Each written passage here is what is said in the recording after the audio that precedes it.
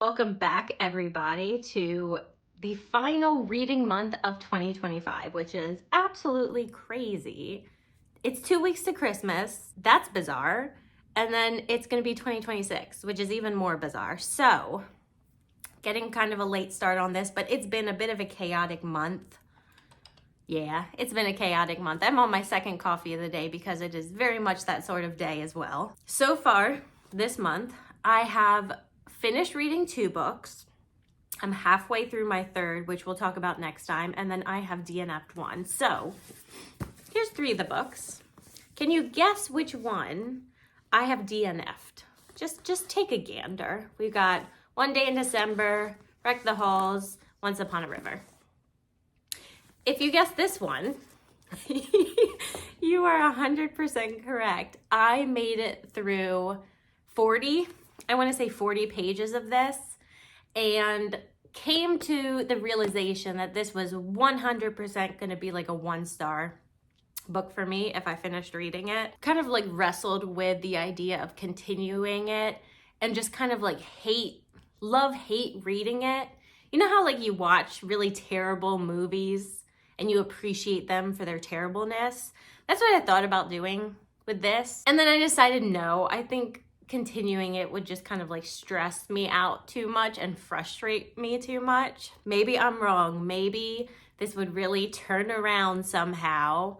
I really doubt it, but maybe this would turn around and I would enjoy it. This is about a woman who sees a man. She's on a bus and she sees a man who's reading a book at a bus stop, and their eyes meet for 5 seconds and they don't speak. They don't exchange a single word, but they fall in love and she's obsessed with him. And she spends the next year like looking, like every time she goes to a cafe, time she goes to a restaurant, she's like, is it bus boy? Is it bus guy? This might be him. And like talking with her best friend and obsessing over him. Oh my goodness, I hated it so much. Like, this was terrible for me. This has pretty decent-ish ratings on Goodreads, so a lot of people liked it. It's humorous in a very, I find, annoying way. I really found the main character annoying, like right off the bat. She gets on this bus and then she complains in her head for 10 minutes about everything around her. And she feels like a super judgmental, not likable at all person. Anyway, the premise of the book is she discovers in like chapter 2, this is not a spoiler, that her best friend is dating that guy. And it spans several years. I want to say 10 years, but maybe it's not that long, of them being like, I guess he's dating her friend and they stay together and she doesn't tell her friend, or maybe she does eventually. And I hate, like, what are they called? Romance triangles. It's not called a romance triangle. Love triangle. A romance triangle. I hate love triangles so much. Like, if I'm going to read an unrealistic romance where they lock eyes, they don't exchange a word, and they're obsessed with each other, give me at least where they're only obsessed with each other. Like, go full into that. Like, it's that person or no one else will do. And I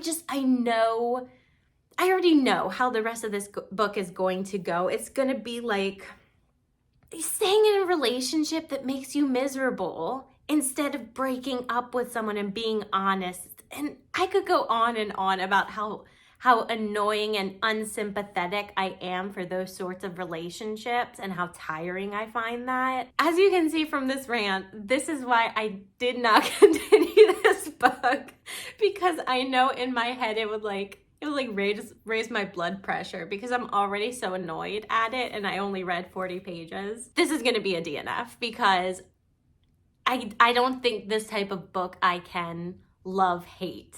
I think I would just hate and stress myself out. So for those of you who really enjoyed that one, I apologize. On the other hand, a book that I pushed myself out of my comfort zone because I don't really like straight, I've mentioned before, like straight romance. Not like straight romance, but like, that's a weird way to say it, just romance. Romantasy, like fantasy romance, that's completely fine. Give me dragons and the main characters can have a romance, that's great.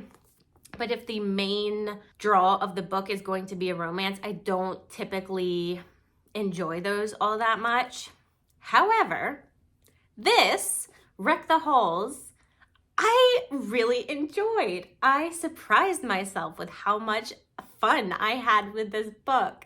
Were there instances where I laughed at interactions and things that the author probably didn't intend to come across in a humorous way? Absolutely. Did I roll my eyes at a lot of the dialogue? Sure. But this was also really fun. The main characters in this book, wait for it, are Beat and Melody. Yep, Beat and Melody. They are the son and daughter of this really famous female rock duo. That's their mothers. And the band, like, will go down in music history, rock and roll hall of fame type of thing. About 15 years ago, they had a really bad breakup. They weren't romantically involved. I'm making it sound like they were like married to each other. Beat and Melody are not related. That's very important to say. So the band broke up. Really antagonistic on both sides. They want nothing to do with each other. And one of their hit songs just went viral again. So there's a lot more interest in the group. Melody grew up in the spotlight. She was very awkward. Like the media was not at all kind to her. So she had to deal with a lot of like body issues, and her self-confidence is really low. But she's very sweet, and she's very nice, and she's very charming, and she's very funny, I found, which a lot of times the kind of female heroines in romance books I find really trite and annoying. I, for the most part, really enjoyed her character. And then we have Beat, who also grew up in the spotlight, but everyone loved him. He was very charming, he was very suave, he was very handsome, so he got kind of the opposite treatment from the press that Melody did. And they met once when they were children, doing like an interview for a documentary about their parents, but they haven't seen each other in like 15 years. So in the present time, they're grown up now. Melody kind of has a quiet job. She tries to stay out of the spotlight. With this renewed interest in the song, a producer comes to both of them and says that she wants to do a documentary and try and bring the band back together again. And if they succeed in this, if they participate in the documentary, and if it's successful in doing a reunion, they'll each get $1 million. Beat really, my stomach just growled, did you hear that? Beat really needs this money because he's being blackmailed by someone. Melody really needs this money because her and her mother aren't close, and she really wants to break free financially from relying on her mother. So they agree to do this documentary together. It is very cheesy at times, like the chemistry between them. But for all that, I really liked it. I thought this was a really fun book. The characters were great. Like the main male love interest wasn't like toxic like so many of the current romance books portray. It was a really fast, fun read. I quite enjoyed it for a romance book. So surprise, surprise. Next, we're going to talk about Once Upon a River by Diane Setterfield. This author, I read The 13th Tale several years ago. 5 stars. I remember loving that book so much. So I went into this book with really high hopes. The first third, I would say, like, I really like the first few chapters. Her writing is so freaking good. She's got really like magical, lyrical, very smooth writing style. I'm trying to flip to the first page, but it's not letting me. Along the borders of this world lie others. There are places you can cross. This is one such place. What a way to start a story. First 2 chapters, I was like, oh, this is really good. This is great. And it's slow. and it's very meandering. And I got about a third of the way through it, and I started to kind of feel like, oh, this is stretching kind of long. I'm getting a little bit bored, but I'm still really enjoying the writing. And then from halfway to the end, it picked up again, and it was fantastic. And I think I ended up rating this 4 stars despite the slow meandering pace in the beginning. This book is about a little village that sits along the Thames, and we're introduced to a wide variety of characters that live in this village. There's a special inn that is known for storytelling. Like if you love to listen to stories or tell stories, this is where you go and you drink.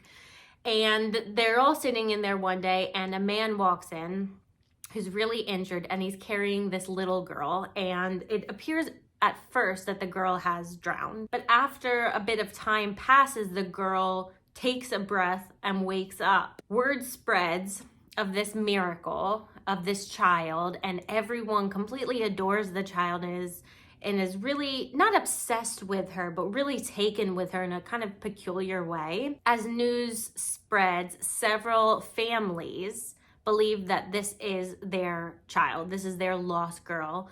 So one family is kind of a wealthy family, and their little girl was kidnapped a year ago. So they think, oh my goodness, this is her. She's been found. She escaped, or she was set loose. There's another girl, Lily, who's she's had a really rough life, and she's going through a very tough time, and she believes that this is her long lost sister. There's also a final family who believe that this is their granddaughter. Their son is not the most upright character. He's involved with a lot of kind of questionable individuals, lots of gambling, lots of debt, and they receive word that the girl's mother drowned the girl and then killed herself. And they think that somehow the girl didn't drown, she got caught in the river, and she got swept to where they are now. So it's pretty much this mystery of who actually is the girl. Does she belong to any of these families? And then as we kind of delve deeper into the mysteries of that, we also find out more about the specific characters' past and the hardships that they've dealt with, losing a child, losing a grandchild. Lots of family secrets are revealed. It's really good. The last half was amazing. If you can get through the first half, then you're set. But this is also it's a pleasure to read no matter the speed. Like Diane Setterfield, she's just a really talented writer. So this was 4 stars. That was great. I'm about halfway through my 3rd book, Migration. So once I finish that, which fingers crossed will be tomorrow, I will let you guys know. Hopefully that one will also be a high star read. And we're gonna end 2025 with some really good books. Gotta find out who's body on ice. Santa Claus is coming to town.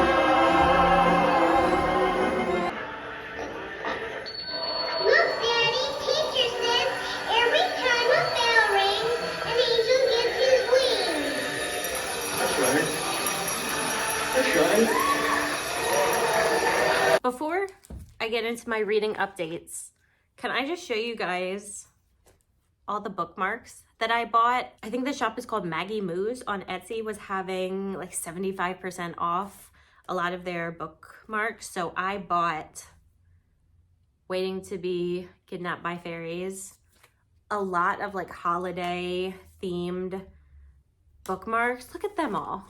I have so many now. I'm so happy. I had like 4, and most of them were like gifts, like state park bookmarks that had been given to me by other people.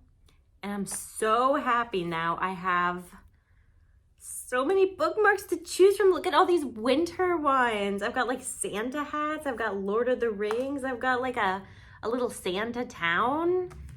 I also got some magnetic ones, which I'm not sure how well they're gonna work, but this is Morally Gray, my favorite color, and Enemies to Lovers. I'm so excited to use them. Does anyone else get this excited to get bookmarks? because I do. Moving on to books, my actual reading updates. I did finish Migrations, which is such a beautiful cover. I didn't realize that this was written by the same woman who wrote Once There Were Wolves, I think it's called, which I do own. I haven't read, but it is packed in storage. And she recently, I'm pretty sure this is her at least, she recently wrote a book, Wild Something Sea, I think it's called, that received a lot of praise. Again, I can't confirm because this is her debut, so it doesn't list any of her other books, like behind the title page or anything, but I'm pretty sure this was her. This was really beautiful. I ended up giving this 4 stars. It is a very sad, very melancholy book with really beautiful writing that will just make you feel things. So this book focuses on a woman. Her name is Franny, and she grew up in Ireland with her mother. Her father was never really in the picture. And the women in her family have this kind of generational curse of a wandering spirit. It doesn't bode well for them. It never ends happily. From the beginning, Franny experiences tragedy, and she just has this deep connection with nature and wild things and the sea. She feels in so many ways more animal than human. There's this reoccurring theme of migrations, not just with the Arctic terns that the book focuses on, but with her, it's just this inability to find where home is or who home is, and she's eternally searching for it. So I should mention that this book takes place in the future. The world is not doing so great. We have destroyed so many species, even more than we have today. All these wild animals are dying. They're unable to survive now that people have pretty much decimated all their food sources, taken over all their habitats. And Franny she loves animals. She connects with them so much more than wild things. So seeing this destruction is really heartbreaking for her and for her husband, who is a professor. He studies animals, biology. They're both really interested in birds. They connect over this, and she has this connection with him that she really struggles to find with anyone else. So we go back and forth in time from when Franny was a young girl growing up in Ireland. Her mother had this wandering spirit. We see what happened with her and her mother. We travel to when she lived with her grandmother. She didn't get along with her grandmother in Australia. From when she met her husband when she was in college, when they got married, when they were experiencing marital difficulties. And a lot of the book focuses on the present, where Franny is following these Arctic terns who migrate from Antarctica to the Arctic Circle. So they go pretty much across the entire world every year. They're these really hardy birds where it's like it should be impossible to get from here to there, and they do it every year. All these birds are dying. It's like ravens now are extinct. Everyone thinks that this is the final year that the Arctic terns will be able to make this journey. So for reasons that we don't realize yet, Franny is really desperate to follow them. So she convinces this fisherman, all his crew on this boat, they're like this ragtag bunch, to let her go along to track these birds and go on this journey. And we go back and forth in time. We discover more about her past, why she needs to go there, what she's running from, who she's trying to find with her mother. And it's just sad. She's experienced so much tragedy in her life. But the pacing, I thought the pacing was really good. You discover things, like these twists and turns are unveiled, and they bring this new depth to the story. The writing is really beautiful. It's really sad. And you can just feel how passionate the author is to convince people that we need to treat the world and the resources around us better. I gave this 4 stars. I would love to read more of this author's works because this is her debut and this was amazing. So I'm working on another book that I'm not quite halfway through by Alice Hoffman. I think this is the first Alice Hoffman book I've ever read, which is shocking because she has written so many. And I'm not having the best time with this. The Ice Queen, I figured this would be a nice wintry read. Yeah, I'm not enjoying myself very much here, which is kind of surprising because it has a lot of magical realism and I typically am pretty fond of that. Our main character doesn't have a name, at least I don't think she does. We're getting the book from her perspective, kind of looking back. It's like she's almost like writing a journal entry, which I don't typically love that POV either. But she's just kind of like a miserable, negative, unlikable person. And I think the book is doing that on purpose. I don't think any of the characters are really meant to be likable, but I also struggle with that. So we start when she's a young girl and her mother's going out. This happens immediately, so this isn't a spoiler. Just kind of giving a bit of the premise. Her mother is going out for her birthday and she is very upset. She's very selfish. She wants her mother to stay home with her and like braid her hair because her mom isn't anything beyond a mom. She's my mom, that's it. That's her only identity. So she needs to stay home and do what I want. And when her mom goes out to have dinner with her friend, she's like, I wish you would die. And surprise, surprise, her mother dies. And then she becomes really obsessed with death and ways to die and thinks about a lightning strike and wonders how it would feel to be struck by lightning. So she gets struck by lightning. It's kind of this thing where she breathes these things, or when she puts words to her wishes, things start happening. It's that sort of magical realism. And the lightning strike is not very good for her because now she has heart issues and she can't see the color red.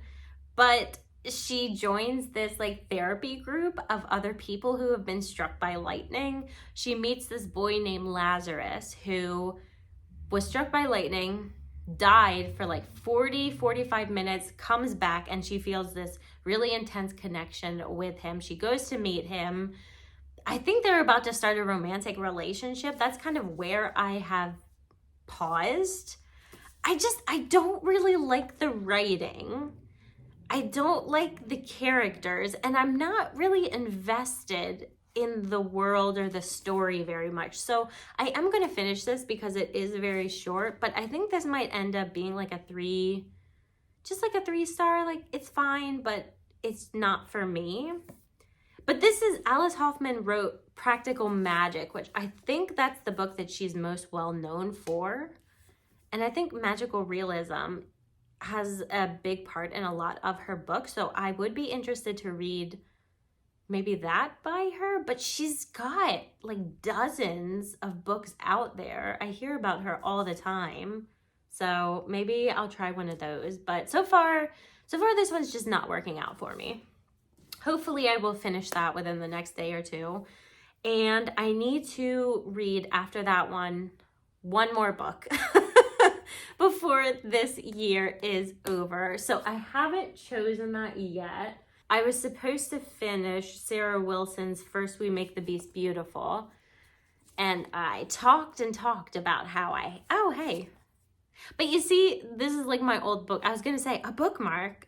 All I have are bookmarks that are like by local bookstores, which is better than nothing. But now I'm glad I've got some like really cute bookmarks. I kept talking about how I needed to finish this. I only have half of it left. I mean, that would be an easy one to finish. Okay, I've decided. This will be the last one that I think I'm going to read. Or maybe not. Maybe if I'm still in a reading mood, I'll pick something else up. But we've only got a few days left of the year. It's almost Christmas. Happy Christmas, everyone. By the way, Merry Christmas. If If it's that time for you guys, probably is by the time I post this, it'll be too late. But in that case, I hope you had a Merry Christmas. So I'm gonna finish this, and then I shall check back in and I will talk with you guys then.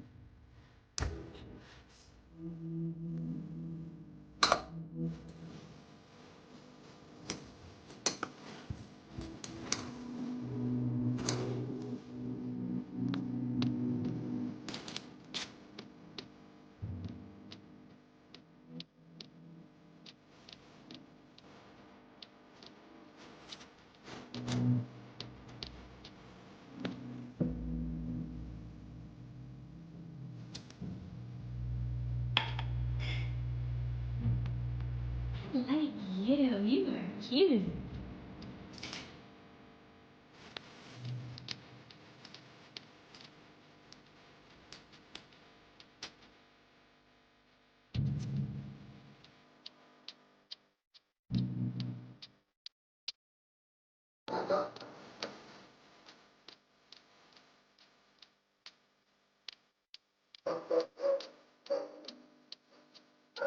Hey guys, welcome back. I have finished my final 2 books of 2025. And can I just say, I am so ready for this year to be done. I am ready for 2026, fresh start. December has just not been great for me in so many ways. I've been sick for like the last week all through Christmas, because I think the last time I filmed was right before Christmas. I've been sick for like a week because tomorrow's New Year's. I've had lots of medical appointments this month. Lots of things go wrong. I almost started a fire. It's been a stressful month. So I am very excited to just put this month to rest, put this year to rest. And I have high hopes that next year we're going to start off better. I know January 1st, it's not like some magical new life or anything, but I am one of the people that I always have resolutions and high hopes for the new year. So let's first, before we get there, we have to talk about these 2 books that I finished. The Ice Queen. Last time I was discussing this, I just was not enjoying it. I still didn't enjoy it. I don't get this book. I didn't care about anything through this book. I was just more skimming it near the end because I just wanted to be done with it. I can't really pick anything that I did enjoy about it. There were, towards the end, one of the relationships between the brother and the sister did start to feel deeper. It wasn't as shallow as all the relationships felt up into that point in the book, but it just kind of felt at that point it was like too little too late. It was like this last ditch effort almost. And I know that's not, like, I don't think the author intended this to be like a tearjerker, really deep book. If the whole book had been like that, I would have enjoyed it, but there was like one chapter in this book that I ended up enjoying. So for me, it was more of like a 2-star read. And then I finished this. Finally, I read half of it like a year ago. For some reason that I cannot recall, I stopped. It had been just like on my unfinished books for over a year, I think it was. I finally finished it. And as you can see, I had a better time, or I got more out of the first half than I did the last half. I was kind of looking back wondering why. Like, was I just in a different place in my life? Was I like more receptive to these types of things? So I went back and I looked at most of the passages that I had highlighted, pardon me. And it's pretty much all quotes from other people, that this author is quoting someone else. That's like the majority of what I've highlighted. Self-help books for me are usually misses. And I don't know if that's because of the books themselves or just kind of my attitude towards them. This is definitely a mix between a memoir and a self-help. It's very disjointed. It's very rambly. There's no kind of linear path through. And to be fair to the author, she does, I believe in the beginning of this book, it's been so long, but I think she does warn us of that before we get started. What I think this does more than anything else is it gives you a different way to look at anxiety, like to come at it from a different angle, because this book is about living with anxiety, trying to frame it in a different lens, trying to approach it from a different angle, trying to make it a bit more palpable and be able to live a full life despite living with anxiety. And I think it does that as far as give you a different glimpse into, like, I can frame it a different way. It does that pretty well. Other than that, though, I don't think I really got too much from this book. It's kind of, for me, this is the kind of book where I felt good while I was reading it. I was like, oh, that's really interesting. Oh, I never thought about that. But then I didn't really retain anything deep after. It's not really going to have much of an impact on my anxiety personally. And that's completely fine. Like, it is not up to me to tell this author, like, how dare you not give me tools? Like, how dare this, like, the same tools that work for you not work for my anxiety? Like, everyone is super subjective. It's not up to her to cure anyone else. But with these self-help books, I think you are talking generally to, especially like with anxiety and depression and stuff, a more, I guess, vulnerable audience. Some of the things that she believes in, I don't, which again is completely fine. I'm not saying that this author has, like, all of her values have to align with mine. But I think this was more of a surface level read for me than anything, than it, like, impacted me. You know what I mean? Like, sometimes people will rate like 5 stars self-help books, like, this changed my life, and that is fantastic, but I don't think I'm ever going to read a self-help book that's going to have that sort of lasting effect on me. Did I say that in a confusing enough way? That's the final book of the year. I gave it a really rambling, not good, not bad kind of explanation, but it's such a subjective book. So for some people, they're gonna love it. For some people, they're not. And I was somewhere in the middle. I'm like, I'm glad I finished it. It's not gonna change my life. The cover, though, like the colors, is really pretty. And I love the title. I'll give it that. So, guys, we made it through 2025. Thank you. I hope to see you guys next year. Hopefully feeling way more energetic. And let's make 2026 a good year. Let's read some really good books. You know what? I still have another video I need to post. I need to do my best and worst of 2025. So forget it. I'll see you once more this year. You're gonna have to stick with me for one more video, and then we'll make 2026 a great year. Happy New Year's, guys. I hope you have a good one. Stay safe, and I'll see you next time. Bye.